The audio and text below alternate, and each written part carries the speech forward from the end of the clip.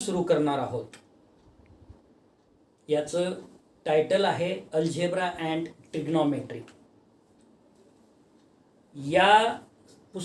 या पुस्तकासाठी आपल्याला जे टेक्स्ट बुक आहे ते टॉपिक्स इन अल्जेब्रा, जे की ओम पी चुंग, कुलभूषण प्रकाश, एडी गुप्ता, अनमोल पब्लिकेशन प्रायव्हेट लिमिटेड या पब्लिशरनं पब्लिश केलेलं आहे, जे की न्यू दिल्लीला आहे. First edition 1997. हा पुस्तक आपल्याला लायब्ररीमध्ये उपलब्ध होऊन जाईल. आणि या पुस्तकामधला युनिट फर्स्ट, जे की चॅप्टर 10 आहे,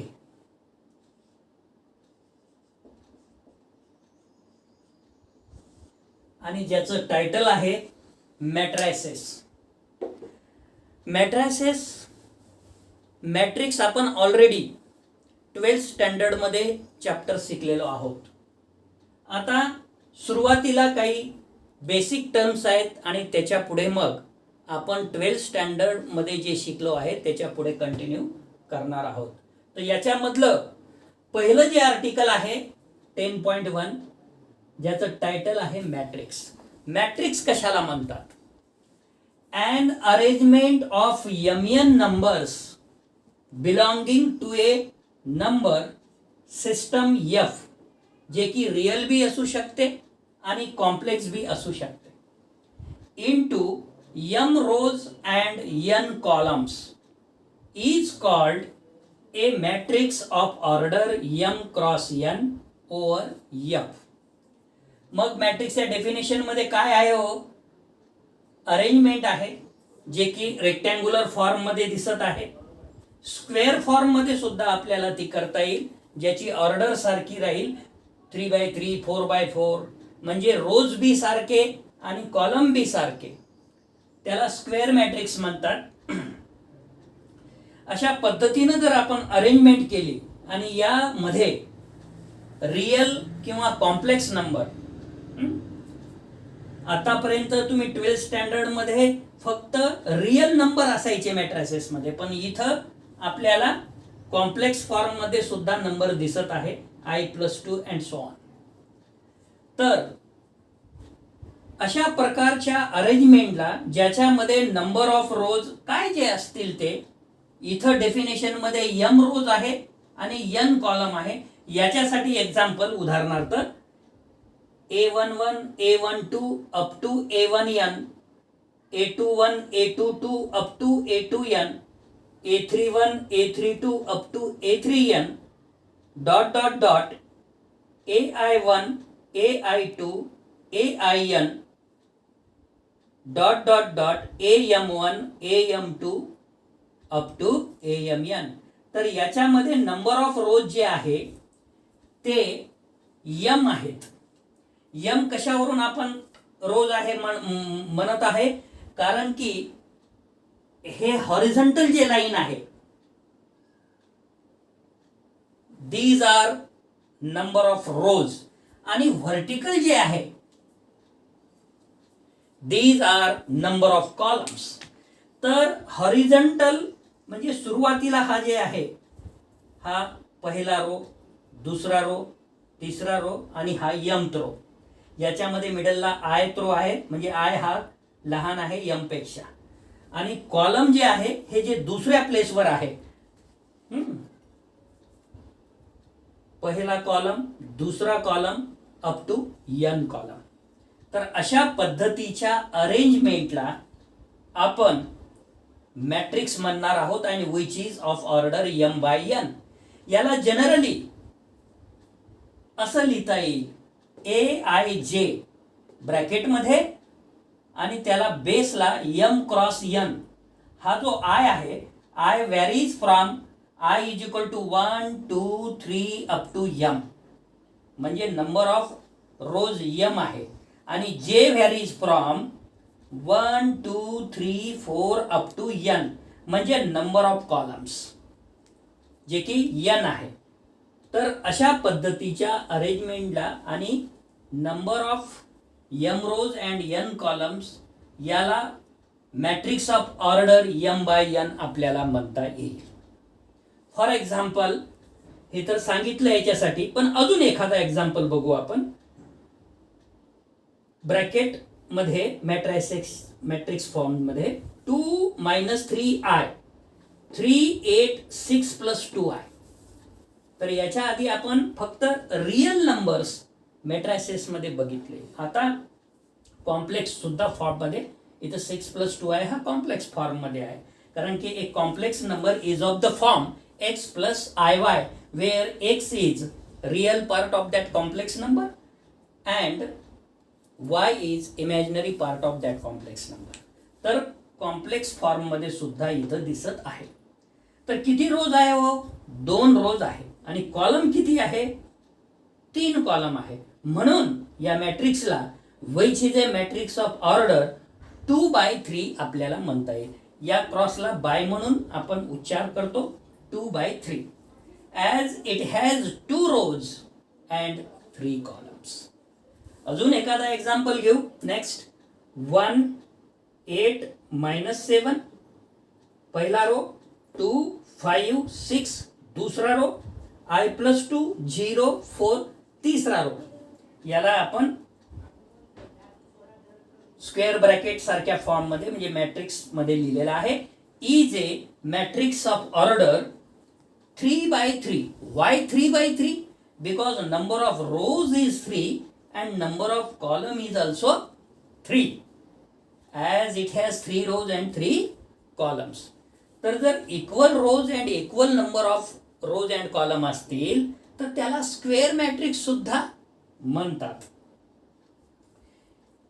तिसरा, in a general matrix of order m cross n can be written as, जे की आपण सुरुवातीलाच म्हणालो, अशा पद्धतीची जनरल मॅट्रिक्स आपल्याला लिहिता येईल. a11 a12 up to a1n, a21 a22 up to a2n and am1 am2 up to amn. General matrix. आता याच्यामधले जे a11 a22 अप टू ann असेल, जर स्क्वेअर मॅट्रिक्स असेल तर याला डायगोनल एलिमेंट्स म्हणतात. हा a11 जो आहे, पहिल्या रो मधला पहिला एलिमेंट, पहिल्या कॉलम मधला पहिला एलिमेंट, याला लीडिंग एलिमेंट म्हणतात. आणि या मॅट्रिक्सला एवढ्या मोठ्या बॉक्समध्ये लिहिण्यापेक्षा स्क्वेअर ब्रॅकेटमध्ये aij आणि ब्रॅकेटच्या बाहेर m क्रॉस n लिहिलं आणि याला जर सोडवलं तर हीच मॅट्रिक्स तयार होते. कारण की आपण म्हणालो i varies from 1 to m, j varies from 1 to n. Note 1 number. We shall denote a matrix by capital letters, that is capital A, B, C, dot dot etc. Matrix जे form आहे याला आपल्याला कशाने denote करायचं? Capital लेटर्सनं. मग तुम्ही ए घेऊ शकता, बी घेऊ शकता, सी घेऊ शकता and so on. Number second, the element aij is that which occurs in the ith row and jth column. हा ai जो आहे हा एलिमेंट कुठे तुम्हाला मिळेल?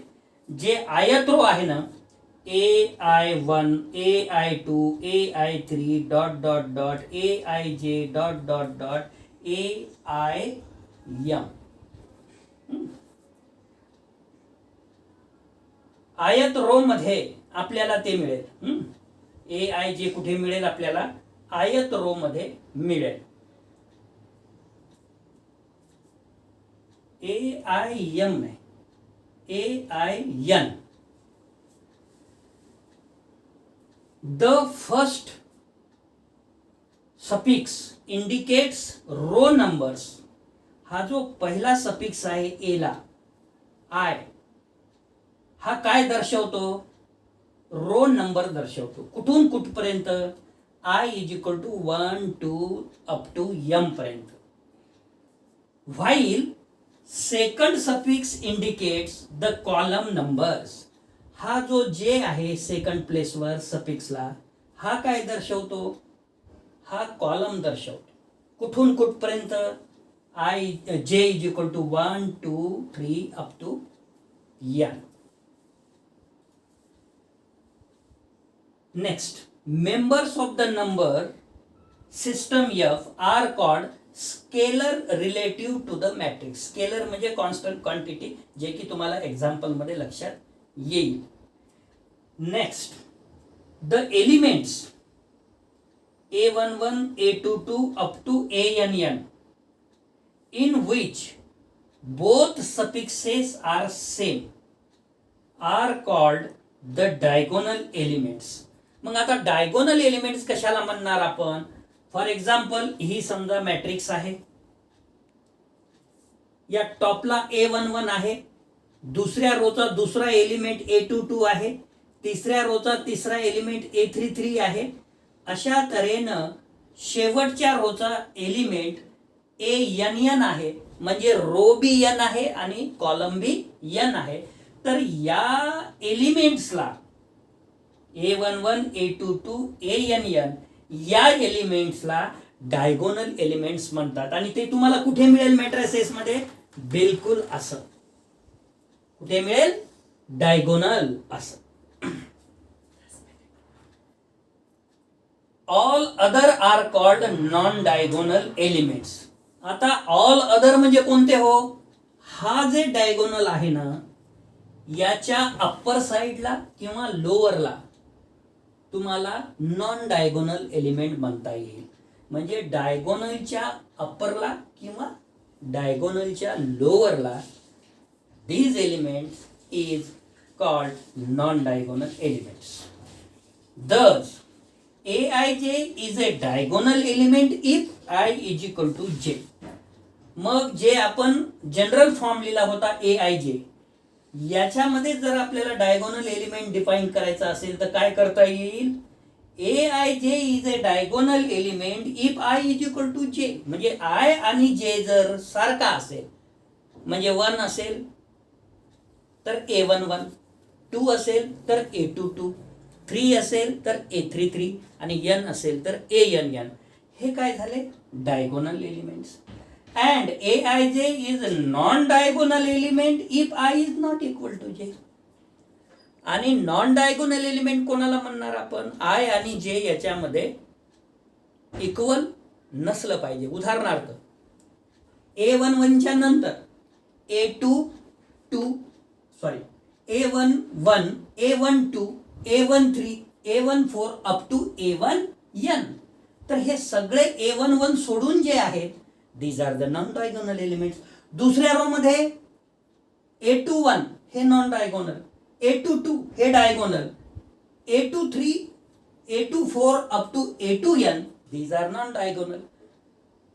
तर हे सगळे नॉन डायगोनल एलिमेंट राहील.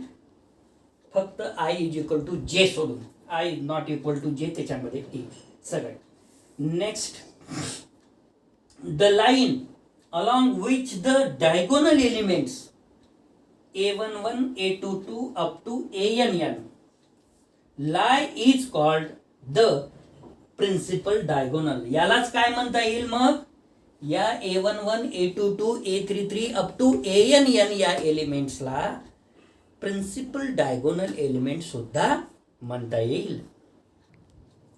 नेक्स्ट आर्टिकल 10.2 काय आहे title? Different types of matrices. त्याच्यामधली पहिली मॅट्रिक्स झिरो मॅट्रिक्स आणि यालाच नल मॅट्रिक्स सुद्धा म्हणतात. काय आहे डेफिनेशन मग झिरो मॅट्रिक्सची? A matrix each of whose elements is zero is called a zero matrix or null matrix. म्हणजे एलिमेंटच्या फॉर्म मध्ये लिहिलेली मॅट्रिक्स, परंतु ते जे एलिमेंट आहेत ते सगळे झिरो असतील तर त्या मॅट्रिक्सला आपण झिरो मॅट्रिक्स किंवा नल मॅट्रिक्स म्हणतो. फॉर एक्झाम्पल, एक नंबरला बघा 0 0 0 0 0 0, सगळे एलिमेंट झिरो आहेत. म्हणून हे झिरो मॅट्रिक्स होईल किंवा याला नल मॅट्रिक्स म्हणता येईल. परंतु याची ऑर्डर किती आहे? 2 रो आहे आणि 3 कॉलम आहे, म्हणून ही 2/3 ची मॅट्रिक्स होईल. दुसरं एक्झाम्पल, सगळे 0 एलिमेंट्स आहे, परंतु रो किती आहे? 3 आहे आणि कॉलम किती आहे? 2 आहे, म्हणून ही जी मॅट्रिक्स होईल याची ऑर्डर असेल 3/2. तिसरं जे एक्झाम्पल आहे, सगळे 0 एलिमेंट्स आहेत, नंबर ऑफ रोज 3 आहेत, नंबर ऑफ कॉलम सुद्धा 3 आहेत, तर याला आपल्याला ऑर्डर काय म्हणता येईल? 3/3 ऑर्डर. याला स्क्वेअर मॅट्रिक्स सुद्धा म्हणतात. So these examples are 0 matrices respectively of order first 2/3, second 3/2, third 3/3. In general, a 0 matrix of order m by n is denoted by झिरोच लिहायचं पण थोडा मोठा झिरो, त्याला सफिक्सला m क्रॉस n, हे नोटेशन असं सुद्धा आपल्याला देता येईल. आता नोट मध्ये बघा, झिरो मॅट्रिक्स तर आपल्याला लक्षात आलं की which contains each and every element are 0. मग जर नसतील तर काय होईल? A matrix which is not a zero matrix is called a non-zero matrix. जर त्याच्यामध्ये सगळे 0 नसतील, काही एलिमेंट 2, 3, 5 असेल, तर त्या मॅट्रिसेसला आपल्याला झिरो मॅट्रिक्स म्हणता येणार नाही.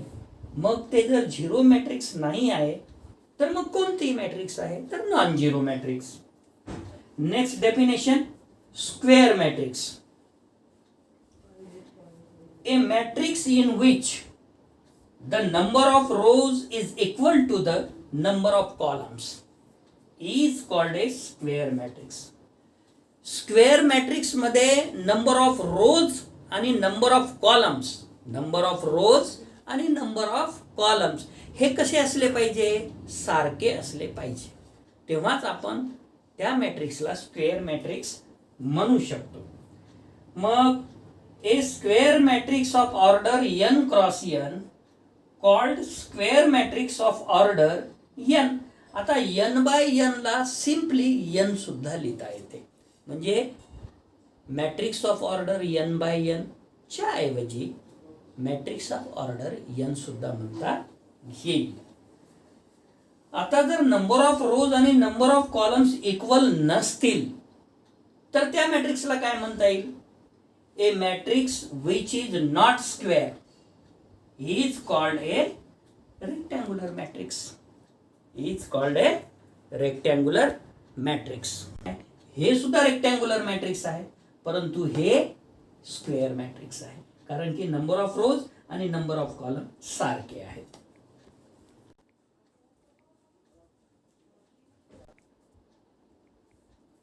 रो मॅट्रिक्स और row vector. A matrix of type 1 cross n, that is having only one row, is called a row matrix. Row matrix कशाला म्हणता येईल? ज्या मॅट्रिक्स मध्ये फक्त एकच रो आहे त्याला आपल्याला रो मॅट्रिक्स म्हणता येईल किंवा रो वेक्टर म्हणता येईल. उदाहरणार्थ, फॉर एक्झाम्पल 1, -3, -7, I, 0 हे जे 5 एलिमेंट घेऊन आपण एका रो मध्ये लिहिलेला आहे, याच्यामध्ये आपल्याला असं म्हणता येईल की याला रो 1 आहे 1 आणि कॉलम किती आहे?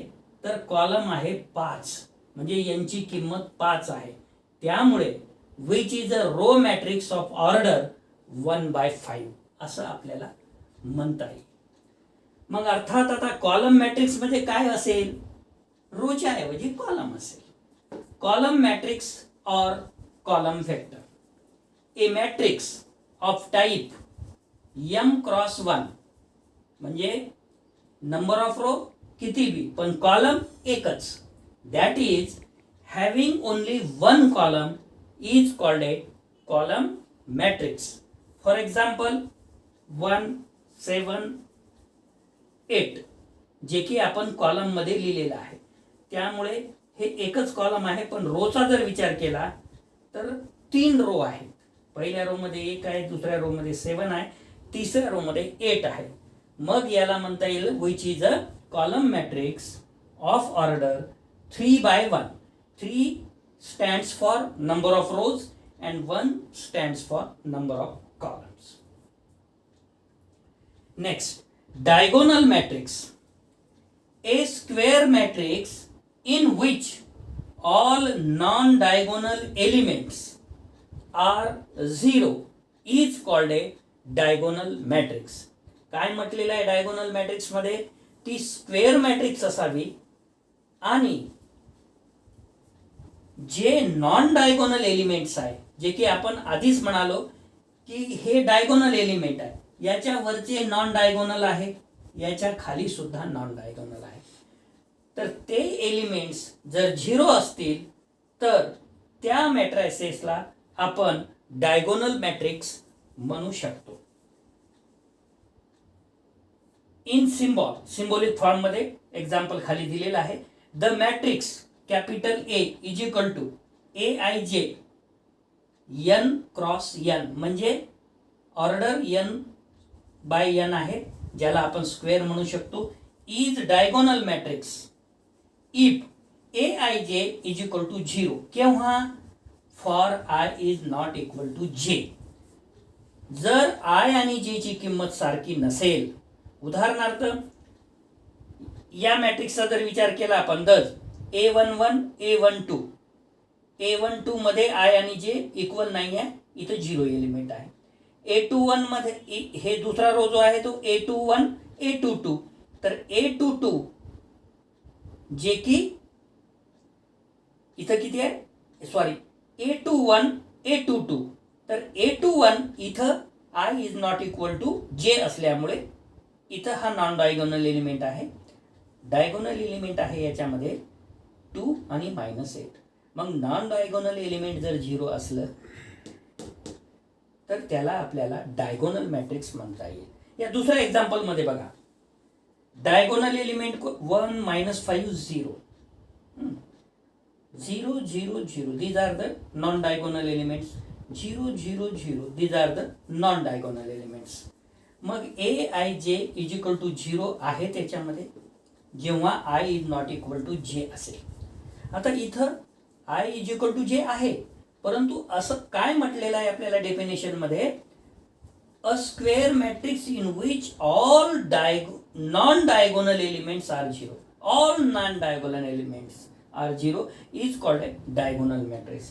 म्हणजे डायगोनल एलिमेंट 0 बी असू शकते आणि एखादा एलिमेंट 0 बी असू शकते, एखादा नाही 0. पण सगळे जर 0 तुम्ही डायगोनल लिहिलं तर it is converted into 0 matrix, null matrix. एखादंच चालेल पण सगळं चालणार नाही. तर हे काय होईल? Are diagonal matrix. धन्यवाद.